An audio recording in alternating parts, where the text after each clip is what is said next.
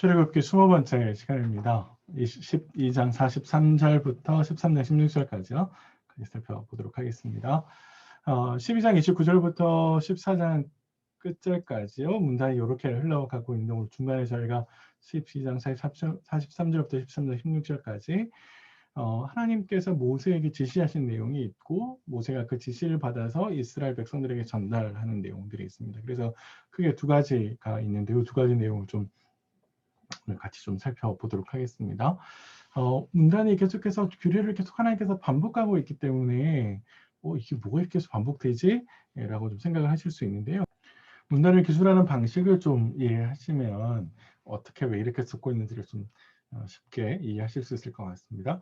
12장 29절부터 42절까지는 출애굽과 관련한 사건들을 다루고 있습니다. 그래서 하나님께서 10번째 재앙을 내리시고 그리고 이스라엘 백성들을 출애굽하는 관련된 내용들을 적고 있다면 12장 43절부터 13장 16절까지는 출애굽과 관련된 절기들, 그래서 출애굽을 기억할 수 있게 만드는 절기들에 대해서 이야기하고 있습니다. 물론 안에는 이제 첫태생 규례도 있고요. 그래서 그 내용이 구분된다고 하는 건 좀 기억하시고, 두 번째는 12장 43절부터 13장 16절까지는 하나님께서 새로운 상황이 벌어졌기 때문에, 예를 들어서 이스라엘 백성들이 출애굽할 때 잡족들이 함께 남았다라고 되어 있거든요. 이방 민족들이 있었기 때문에 새롭게 추가되는 내용, 유월절 규례가 주어지는 것이고요. 두 번째는 패턴이 하나님이 지시하시고 제시한 내용을 모세가 전달하는 것입니다. 특별히 이제 13장 11절 이후도 하나님께서 말씀하신 걸 모세가 전달하는 내용이라고 생각하시면 제시와 전달이라고 하는 패턴으로 문단을 구성하고 있다. 그러면 좀 읽기가 더 쉬우실 것 같고요. 그래서 그것을 자세하게 살펴보면 12장 15절부터 20절은 하나님이 첫 태생이죠. 첫 태생에 관해서 이스라엘 백성들 아니요. 죄송합니다. 하나님이 무교절과 관련해서 지시하신 거고 그래서 모세가 전달한 거고요. 13장 1절과 2절에 첫 태생을 전달하시고 말씀하시고 모세가 그것을 받아서 11절부터 16절에 모세가 전달하는 내용입니다. 그래서 제시하시고 전달하는 내용이 이루어지고 있다. 이렇게 보시면 될 것 같습니다. 네, 이렇게 있으니까 문단을 좀 보시고요. 내용을 좀 자세하게 살펴보십시오. 12장 43절부터 51절까지는 유월절 규례를 다시 한번 반복하고 있는데 규례를 반복하는 이유는 뭐냐면 12장 38절에 우리가 앞에서 살펴보았듯이 수많은 잡족들이 등장했기 때문에 그렇습니다. 이스라엘과 함께 이스라엘만 나온 것이 아니라 출애굽할 당시에 여러 가지 민족들, 이 민족들이 함께 나오게 되었었거든요. 그러니까 그런 민족들이 함께 나오는 것 하나, 그리고 하나님께서 주신 규례는 광야에서만 혹은 한 번만 지키고 끝나는 것이 아니라 가나안 땅에 들어가서 계속해서 지켜야 하기 때문에 그렇게 되면 이방 민족들과 함께 거주하게 될 때 혹은 무역을 하면서 이방 민족들이 가나안 땅에 들어오게 될 때 여러 가지 상황들이 벌어질 거란 말이에요. 그런 상황 가운데에서 유월절 규례를 어떻게 지켜야 되는 거냐라고 하는 것을 보여주는 거죠. 그래서 여기에 있는 규례는 완전히 새롭게 뭔가를 주시는 것이 아니라 누가 이 규례에 참여할 수 있는가, 누가 유월절 음식을 먹을 수 있는가의 문제에 초점이 맞춰져 있습니다. 그래서 유월절 참여를 하게 될 때 누가 참여하실 수 있냐, 참여할 수 있냐, 유월절 음식을 먹을 수 있냐, 그 기준을 주는 것인데 그 기준을 좀 쉽게 명확하게 한마디로 말하면 할례를 행하느냐 안 하느냐의 문제라고 볼 수 있습니다.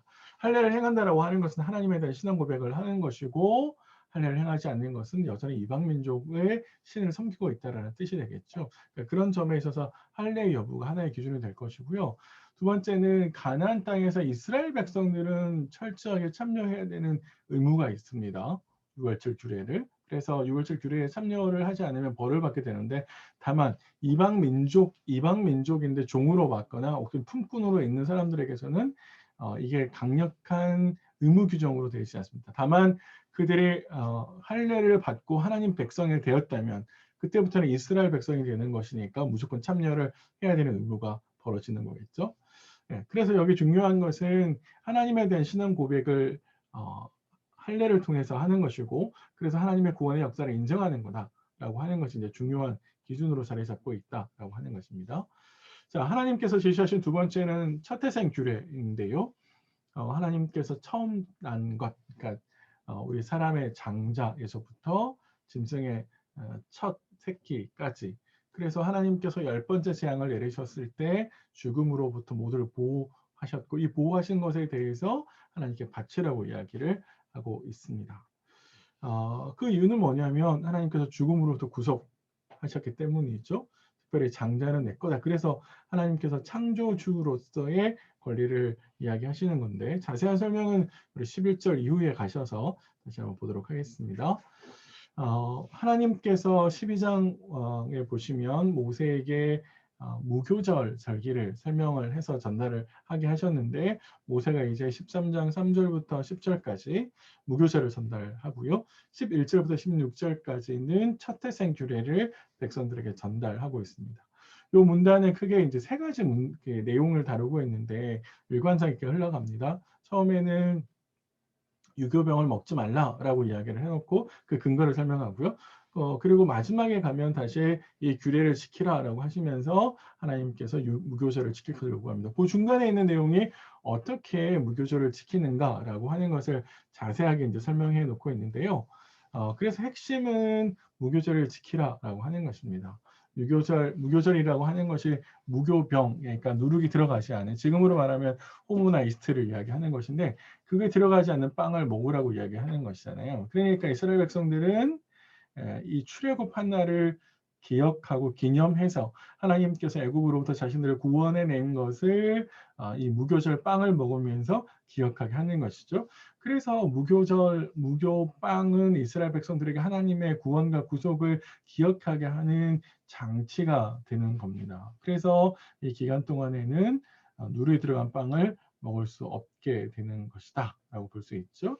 그래서 핵심은 뭐냐면 빵을 먹느냐 안 먹느냐 이건 규칙이니까 반드시 지켜야 되긴 하는데 사실 그 의미가 뭐냐는 거죠. 그렇게 해야 되는 의미 그건 곧 여호와의 인도하심을 기념하는 것. 그래서 절기라고 하는 것은 하나님의 구원의 역사를 기억해내고 그것을 경험하지 않은 다음 세대가 동참하게 하는 것이고 더 나아가서 하나님께서 동일한 방식으로 우리를 구원하여 인도하실 것에 대한 소망을 가지는 것이거든요. 그래서 형식적인 게 중요하지만 더 중요한 것은 그 안에 있는 내용입니다. 우리가 하나님께 예배를 드리면서 하나님의 창조주 되심, 하나님의 구속자 되심 우리가 기억하는 거잖아요. 매주. 근데 우리가 매주 예배를 드리다 보면 우리의 그 마음이 흐트러지기 쉽고 예배를 통해서 하나님을 만나기보다는 형식적인 것이 되어서 굉장히 이제 소극적인 모습으로 나아가죠. 그래서 실제로 하나님을 만나기보다는 예배 안 드리면 혹은 큐티를 안 하면 내 양심에 가책이 있으니까 그걸 피하기 위해서 그렇게 할 수도 있고 더 나아가서는 하나님을 만나는 것보다 지체들을 만나는 것, 지체를 만나는 게 필요 없다는 뜻이 아닙니다. 그러나 그것이 하나님을 만나는 것보다 우선이 될 수는 없는 거죠. 그런 점에 있어서 하나님을 만나는 것보다 지체를 만나는 것이 더 우선되는 건 아닌가? 그런 점에 있어서 한번 고민해 보시고 생각해 보시면 좋겠다 싶습니다. 자, 그래서 하나님께서 무교절 그 다음에 자세한 규례를 설명하시는데 처음에는 시기와 장소를 설명하십니다. 시기는 아비월, 해마다 아비월이 되면 그러니까 아비브는 첫 달을 의미하는 것인데 역사의 시작을 바꾸어서 하나님께서 출애굽한 날을 첫 달로 삼으라 그러셨잖아요. 그래서 매해 새해 첫 달이 되면 이스라엘 백성들은 6월절과 함께 무교절을 지키는 것이죠. 그러면서 이거는 가나안 땅에 들어가서 약속의 땅에서 계속해서 대대손손 영원히 지켜야 될 규례이고 그래서 새해 첫날을 하나님의 구속의 사건을 기념하는 것으로 시작을 해야 된다라고 이제 일러주시는 거고요. 두 번째는 7일 동안 무교절을 지키게 되겠습니다. 그래서 노동을 첫날과 마지막에 금지하게 되어 있고요. 말씀드린 대로 유교병을 먹으면 안 되고 누룩을 집에서 제거해야 됩니다. 그래서 무교병은 말씀드린 대로 하나님의 사건, 구속의 사건을 기억하고 그 기억을 인격화하는 어떤 수단이 되는 것이다 라고 볼 수 있습니다. 세 번째는 자손에게 가르치라고 말씀하고 있습니다. 이게 굉장히 중요한데요. 자손들이 이거 왜 해요? 라고 물어보면 하나님께서 구속하신 사건을 설명해주고 그리고 그것에 담겨져 있는 의미를 아이가 깨우칠 수 있도록 해야 된다는 거죠.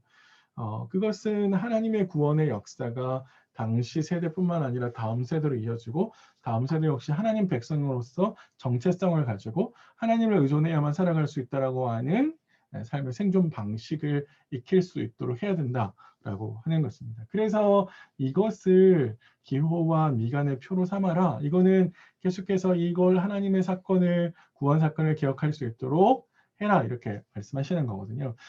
실제로 유대교에서는 이제 가방을 만들고 끈을 만들고 그래서 손목과 함께 머리에 띠를 이어서 그 중간에 말씀을 새겨서 하나님의 말씀을 계속 기억하려고 노력하고 있었습니다. 아마 상징적으로는 매일 반복해서 습관적으로 아주 가까이서 개인적으로 하나님의 말씀을 되새겨라 이렇게 이야기를 할 수 있을 것처럼 보입니다. 마지막으로 또 한 번 반복을 하는데 아까 3절에서는 명령하고 난 다음에 근거를 댔거든요. 여기에서는 근거를 먼저 말하고 명령을 합니다. 근거는 동일합니다. 하나님께서 구속하셨다는 거예요. 강한 손으로 애굽에서 끄집어냈다는 거죠. 강한 손으로 애굽에서 끄집어낸 것을 기억하라고 이야기를 하고 있는 겁니다. 이걸 반복하고 있는 거거든요. 왜 반복하는 게 중요합니까? 우리가 매일 어떤 문제나 사건이 생기면 하나님의 구원의 손보다는 그 문제를 반복해서 읽고 곱씹잖아요. 사실 그렇다고 해서 해결되는 건 아닌데 그런 점에 있어서 이스라엘 백성들이 하나님의 구원의 손길을 잊어버릴 수 있다라는 건 하나 있고요. 두 번째는 애굽의 풍요로움 때문에 그 애굽의 풍요로움이 마치 나를 죄송합니다. 가나안 땅의 풍요로움이 나를 먹여 살리는 거다라고 생각할 수 있는 거거든요. 그러면 점차 하나님의 보호하심과 인도하심을 잊어버리게 될 수 있습니다. 마치 우리 아주 가난할 때 하나님에 대한 절실한 마음이 있다가 약간의 경제적으로 여유로워지면 하나님에 대한 간절함이 사그라들고 식어지는 것처럼 그렇게 되지 않도록 끊임없이 하나님의 구속의 역사를 기억하게 만드는 절기가 바로 무교절이다라는 것이고요. 두 번째 이제 전달했던 내용은 첫 태생 규례인데 첫 태생을 규별해라. 그러니까 애굽에서 하나님께서 장자를 죽이실 때, 애굽의 장자를 죽이실 때 이스라엘의 장자는 보호하셨죠. 그래서 사람의 장자로부터 새끼, 동물의 새끼, 첫 새끼까지 모든 장자들은 다 대속을 하라라고 이야기하고 있습니다. 사람의 장자는 이제 양으로 대속을 하게 되는 것이고요. 하나님께서 보호하신 것을 그래서 기념해서 기억하게 하는 거죠. 이것도 중요한 것은 결국에 출애굽 사건을 기억하게 만드는데 의의가 있습니다. 첫 태생을 장자를 계속해서 구별해서 하나님께 대속하면서 하나님께서 애굽에서 행하신 10번째 재앙을 기억하고 그것이 바로 출애굽으로 이어지고 그리고 이스라엘이 만들어지는 걸로 이어지는 거니까 이렇게 연결시키면 좋겠습니다. 특별히 이제 왜 그렇게 해야 되냐, 그 여호와의 것이다 이렇게 이야기를 하면서 하나님께서 창조주로서 혹은 이스라엘 백성들을 애굽에서 구원하신 구원자로서의 권리를 요구하는 것이고요. 특별히 이제 돌리라라고 하는 히브리어가 아바르인데 이 말은 받은 것이니까 돌려드립니다라고 하는 의미가 있다라고 합니다. 다만 이제 모든 것을 다 대속시킨데 나귀는 예외를 두시는데 나귀가 고대 세계에서 굉장히 큰 교통수단이 되었었거든요. 그러니까 나귀를 잡아버리면 이동하시는 데 굉장히 불편하기 때문에 그렇게 하는 것이죠. 특별히 그리고 이제 제사를 지낼 때 비슷한 거는 암컷을 드리진 않잖아요. 왜냐하면 암컷을 잡으면 새끼를 더 낳을 수 없으니까 그런 점에서 하나님께서 배려를 하고 계신 것을 알 수 있습니다. 이 규례도 마찬가지로 다음 세대에게 전달해라라고 하나님께서 이야기하십니다. 그래서 첫 태생 규례가 다음 세대도 이어지게 하고 그 세대를 이어줌으로써 하나님의 구속의 사건을 계속해서 기억할 수 있도록 만들라라고 하는 것이고 그래서 부모 세대는 다음 세대에게 하나님의 구원의 역사를 설명해야 될 의무가 있는 것이고 부모 세대가 만난 하나님을 다음 세대도 동일하게 만날 수 있도록 해주어야 된다라고 하는 것입니다. 그런 점에 있어서 우리가 부모로서 다음 세대 아이들이 하나님, 내가 만난 하나님을 우리 아이들도 만나고 있는지 그리고 우리 아이들이 진짜로 하나님을 인격적으로 만나서 신앙을 고백하고 있는지 부모로서 생각해 볼 필요가 있습니다. 그게 우리가 의무거든요. 이거는 개인적인 의무이기도 하지만 공동체 의무이기도 하죠. 우리 공동체가 다음 세대들에게 하나님을 정확하게 잘 알려주고 있는지, 그들에게 하나님의 구원의 역사를 설명하고 있는지, 보여주고 있는지, 그런 점에 있어서 다음 세대가 준비되고 있는지 한번 생각해 보실 필요가 있겠습니다. 내용을 좀 정리를 하면 첫 번째는 하나님께 주신 이 두 규례는 모세 설명을 따라 보면 결국에 가나안 땅에 들어가서 이것을 지키는 것과 관련되어 있습니다. 이스라엘 백성들이 한 번 끝나는 것이 아니라 영원히 대대손손 지켜야 되는 중요한 규례다라고 하는 것 하나가 있고요. 두 번째는 다음 세대에게 전달해야 된다고 하는 것을 굉장히 강조하고 있습니다. 반복하고 있거든요. 무교절 절기도 마찬가지고 차태생 교류도 마찬가지고 다음 세대에게 전달해야 된다라고 하는 것. 그래서 부모 세대가 경험한 하나님의 구원의 경험이 자녀들에게도 공유될 수 있도록 해야 된다는 것이고요. 세 번째는 이것이 모두 다 출애굽을 기억한다는 겁니다. 출애굽을 기억한다라고 하는 것은 하나님 백성으로서의 정체성을 기억한다라고 하는 것이고 하나님만 의지해서 살아가야 된다라고 하는 생존 방식을 기억한다라고 하는 것이죠. 이러한 것들이 이루어질 수 있도록 자녀들에게 잘 가르쳐야 된다라고 하는 게 이제 오늘 하나님께서 우리에게 주신 규례들입니다. 하나님의 구원을 기억하게 하는 규례들 오늘 같이 좀 생각했는데요. 오늘 하루 지내시면서 내 안에는 하나님의 구원의 역사를 기억하게 만드는 어떤 절기들이 있을까? 장치들이 있을까?